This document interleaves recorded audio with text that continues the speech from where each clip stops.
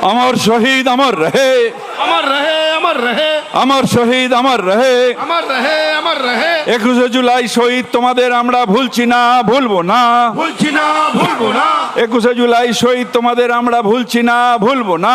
ভুলছি না, ভুলবো না।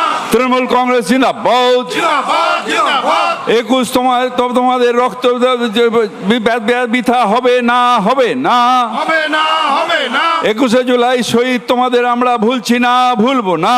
ভুলছি না, ভুলবো না। শহীদ রক্ত হবে না কো ব্যর্থ, শহীদের রক্ত হবে না কো ব্যর্থ। শুধু তুমি অমর রহে, অমর রহে, অমর রহে। শহীদ তর্পণে অপর মহনের রক্ত ঋণ শোধ করো, শোধ করো, শোধ করো, শহীদ তর্পণ ঋণ শোধ করো। শোধ করো, শোধ করো। আমি প্রথমে সব শহীদ পরিবার তাদের প্রণাম জানাই, নমস্কার জানাই।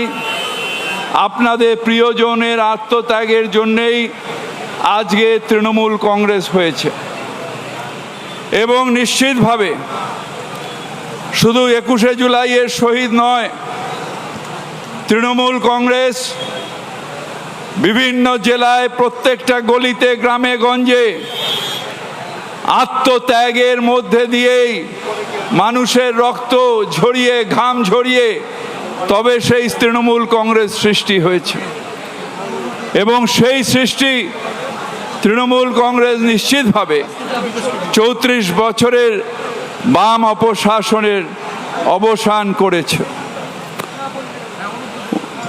1993 এই ময়ূর রোডের মোড়ে বসে আছেন মদন মিত্র, কালো জামা পরে। তার নেতৃত্বে আমরা দক্ষিণ কলকাতার থেকে মিছিলে আসছিলাম। আমাদের এখানে স্টেজ করতে দেওয়া হয়নি। আমরা হঠাৎ দেখলাম মাইকের তার ছিঁড়ে দিল, তারপর উত্তেজনা সৃষ্টি হলো। সেই উত্তেজনায় হ্যাঁ 2-4টে ঢিল আমাদের ছেলেরা মেরেছে, কিন্তু বিনা প্ররোচনায় টিয়ার গ্যাস সেল চালু হলো।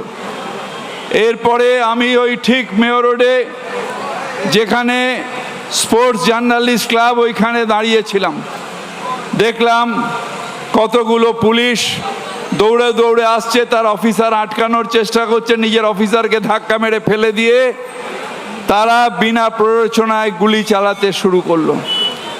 আমার ভাগ্য ভালো, কে একজন ধাক্কা মেরে, ওটা আমি জানতাম না, ওখানে স্পোর্টস অ্যান্ড জার্নালিস্ট ক্লাব, সেখানে ঢুকিয়ে দেওয়া হলো টিয়ার গ্যাসের সেল। আমরা চোখে দেখতে পাচ্ছি না, তার মধ্যে দেখলাম লরির তলায় একটা ছেলে লুকিয়ে গেছে, পুলিশ এসে তাকেও গুলি করে দিল। 15-20 মিনিট বাদে সাংবাদিকরা, তখন বেশিরভাগই তাদের অ্যাম্বাসাডার গাড়ি, সেই অ্যাম্বাসাডার গাড়ি নিয়ে এলো। 2 জনকে তুললাম, জানি না তারা বেঁচে আছে না মারা গেছে। পিজি হাসপাতালে গেলাম, তখন দেখলাম বিভিন্ন জায়গার থেকে, শুধু মেয়র রোড নয়, সেই টি বোর্ডের সামনে এদিক ওদিক থেকে সব বডি বা গুলি খাওয়া তারা আসছে। সেই সময় বিরাট রক্তের সংকট। দৌড়ে গেলাম মদন মিত্রর জৌবাজার অফিসে, উনি তখন অসুস্থ হয়ে পড়ে আছেন। আমরা ওখানে চেতলার থেকে লোকজন এনে ওই পিজির এমার্জেন্সির সামনে ব্লাড ডোনেশন ক্যাম্প করলাম এবং সেইখানে আমাদের কেউ মারা গেল, কেউ হয়তো গুলির আঘাতে আজও পঙ্গু হয়ে রয়েছে। পরের দিন আমরা তখন যুব কংগ্রেস করি। পরের দিন দিল্লির থেকে নেতা এলেন, হ্যাঁ মমতা ব্যানার্জিকে দেখলেন, পঙ্কজ ব্যানার্জিকে হাসপাতালে দেখলেন, বিভিন্ন জায়গায় ঘুরলেন, পিজি হাসপাতালে এলেন। শুনলাম সেই নেতাকে জ্যোতিবাবু বলেছেন যে আমার সল্টলেকের বাড়িতে এসে দেখা করুন। আমি তখন তার পিজিতেই পায়ে হাত দিয়ে বললাম, আমাদের যা হবার হয়েছে, কংগ্রেসের সম্মান নষ্ট করবেন না, জ্যোতিবাবুর বাড়িতে যাবার দরকার নেই। আমাদের স্বজনহারা 13 জন, আর 50 থেকে 60 জন 70 জন হতে পারে, গুলিতে তারা সবাই আহত হয়ে রয়েছে। বললেন নেহি জায়গা বেটা, নেহি জায়গা। পরে শুনলাম যে উনি যাবার সময় সল্টলেকে গিয়ে ডিনার করে তারপরে উনি চলে গেছেন। তখন আমাদের মনটা ভেঙে গেল। এই কংগ্রেস আমরা করি, যে কংগ্রেস সিপিএম গুলি চালালো, সিপিএমের প্রশাসন গুলি চালালো, এবং সেইটা আমরা তার বিচার পেলাম না। আমি ধন্যবাদ জানাই এখনকার মুখ্যমন্ত্রীকে যে 21শে জুলাইয়ের ফাইল, 21শে জুলাই কমিশন, এতদিন বাদে সেই কমিশনের আজকে উদ্ঘাটিত হয়েছে এবং সেই দিন যারা গুলিবিদ্ধ হয়েছেন তাদের পরিবার বিচার পাবে এবং নিশ্চিতভাবে তাদের পর্যাপ্ত কম্পেনসেশন পাবে। এই কারণে 21শে জুলাইয়ের শহীদদের আমরা বলি তোমাদের রক্ত হয়নি কো ব্যর্থ।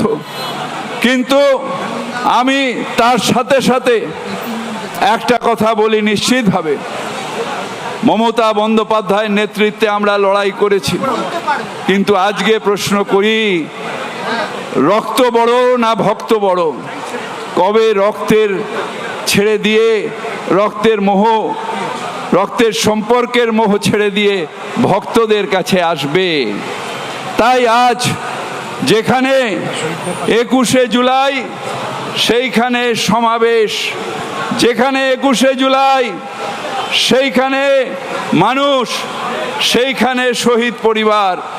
তাই আপনাদের কাছে অনুরোধ করতে চাই যে এই লড়াই আমাদের আরো লড়তে হবে, এই লড়াই জিততে হবে, বাংলাকে আরো এগিয়ে নিয়ে যেতে হবে, বাংলার সংস্কৃতিকে এগিয়ে নিয়ে যেতে হবে।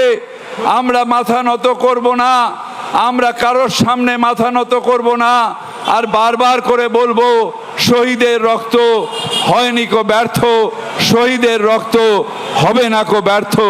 আপনাদের সবাইকে এই শহীদ দিবসে সবাইকে শ্রদ্ধা জানিয়ে, যারা 21শে জুলাইয়ের শহীদ এবং যারা বাংলার বিভিন্ন প্রান্তে এই আন্দোলনে করতে গিয়ে শহীদ হয়েছেন, সবাইকে আন্তরিকভাবে আমার প্রণাম জানাই, আমার শুভেচ্ছা জানাই। একটা শেষ কথা, অত্যাচার বলবে না, শেষ কথা বলবে না, যারা লিফটে করে উঠে রাজনীতি করছে তারা শেষ কথা বলবে না, প্যারাসুট থেকে এসে যারা রাজনীতি করছে তারা শেষ কথা বলবে না। শেষ কথা বলবে যারা রক্ত ঝরিয়ে, প্রাণ ঝরিয়ে, নিজেদের সব কিছু দিয়ে তারা যখন সেই আন্দোলন করবে, তারাই শেষ কথা বলবে। আপনাদের সবাইকে আজকের দিনে আবার সব শহীদকে শ্রদ্ধা জানিয়ে আমার বক্তব্য রাখছি।